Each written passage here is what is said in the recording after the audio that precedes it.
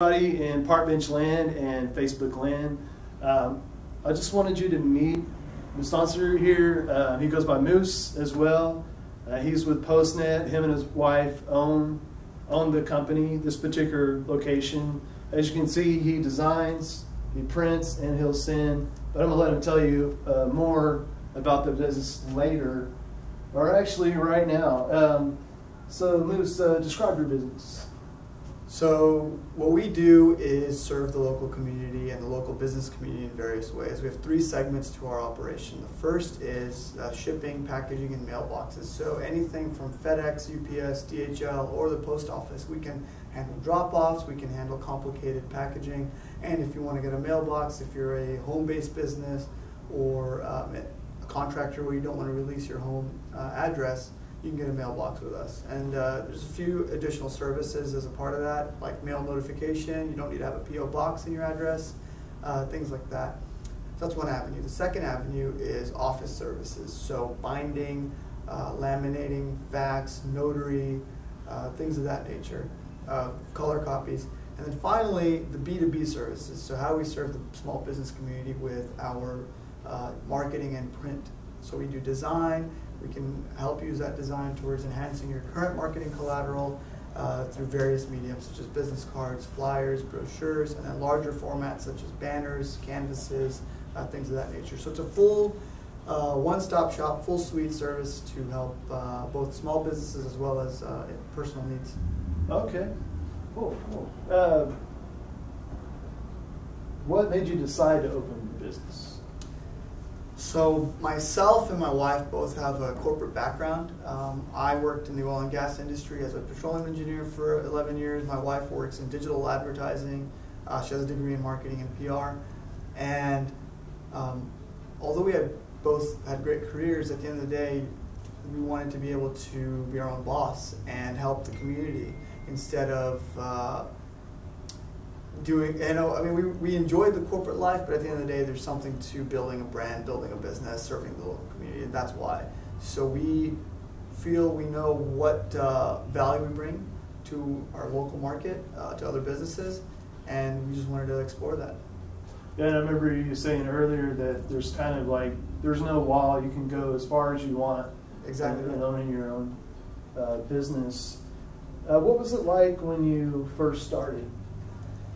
So, as it is, we're a fairly new venture, but there's been a lot of learning, and we both went into this business with an open mind and an open heart, knowing we can go to school and get an MBA, or we can invest the money and live the MBA. And I think part of the American dream is, testing the entrepreneurial waters. We feel confident that to excel in this society, you have to have multiple income streams and revenue streams, and we felt that this was a good venture. So, coming back to your question regarding the learning, what it was like when we started. So the learning has been tremendous. We are everything now. Instead of just focusing on your job and being in at 8 a.m. and leaving at 5 a.m., we are now. Sometimes we're the janitor, sometimes we're the printer, sometimes we're the project manager. We're the marketer, we're the HR, being everything, admin. Those were definitely some strong lessons we learned since we've opened our doors. Okay. And so what has surprised you most when owning a business? Number one, the level of administrative tasks.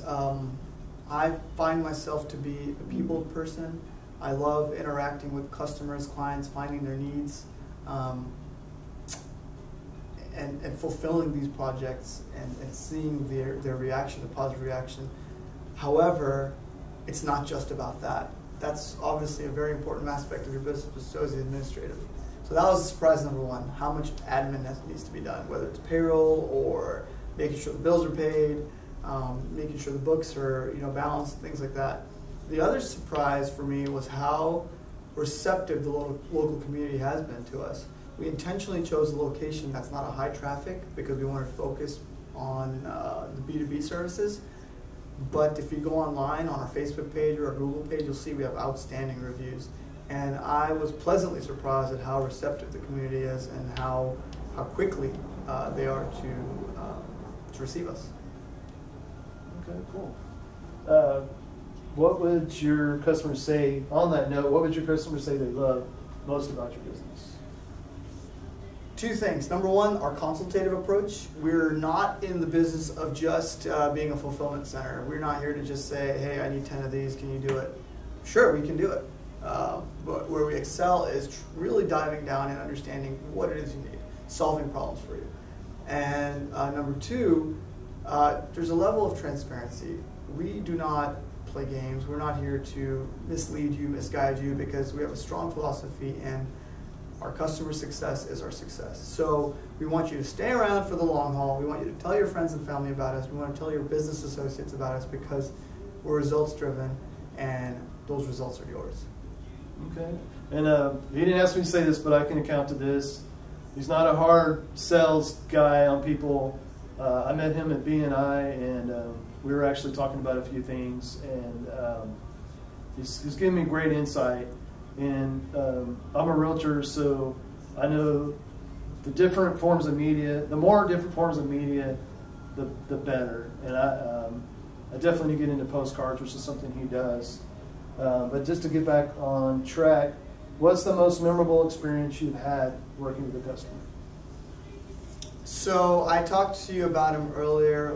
One of the realtors I work with, his name is Blake Baker. He is based here in Pasadena, and I call him my golden child because he came to us new. He wasn't a seasoned realtor, and we both kind of launched our independent careers together. He was working in a family business with his parents, and he went off on his own to try something new. I had my corporate job, and we started this something new. So it's very memorable because we've kind of started around the same time, and he was able to truly see the value of my consultative approach. I talked to him about creative ways to separate himself from others in his industry, and he stuck to it, he's trusted it, and he's seen about a 10-to-1 return on his investments. And you may not be 10 to 1 every time, you may be 5 to 1, you may break even, but at the end of the day, unless you try, you don't know.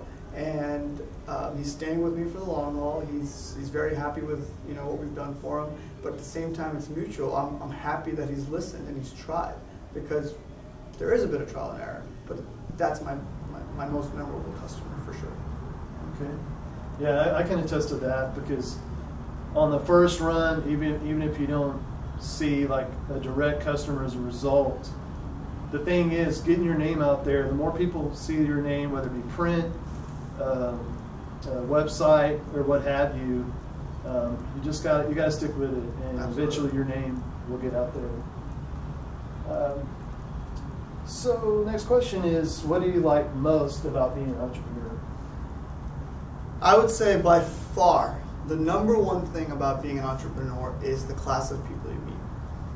A quick background: when I was working in the corporate world, I had the good fortune of working internationally as well as domestically in various places, and I did truly enjoy the people I met. It wasn't so much about what I did, but who I worked with. Now, unfortunately, when you work in the corporate life, the people you meet may be your coworkers, it may be your clients, and that's been fantastic, but you may not have the good fortune of having the best bosses. I have had some great bosses, but at the end of the day, you don't select your boss selects you. So I've had great experiences and some questionable experiences. However, being an entrepreneur, I've met very supportive people, whether it's my clients, whether it is other people within the industry. We have a great support network within the POSTNET franchise, and then BNI, and everyone's just been so positive. I've realized that the small business world, there's nothing like it. People have the same struggles, the same joys, and it's almost like a fraternity. You create a bond. You want to help each other. And I've had the great luck of being involved with the Pasadena community, with the whole Bay Area community, both professionally, personally, being involved with the Chamber, as I mentioned, BNI, and it's been fantastic. My spirits have been higher than ever before professionally, and I hope to ride that for the long haul. Cool. Yeah, and it's been a joy to do your interview and the other ones I've done through this site, and you're right, it is it is good to be able to share the struggles and the victories. For sure. So what is something most people do not know about the business? I think something most people do not know about the business is all the services we offer. It's a very wide array. I think we have. At the time we left off, we were asking Moose what are things people don't know about the business.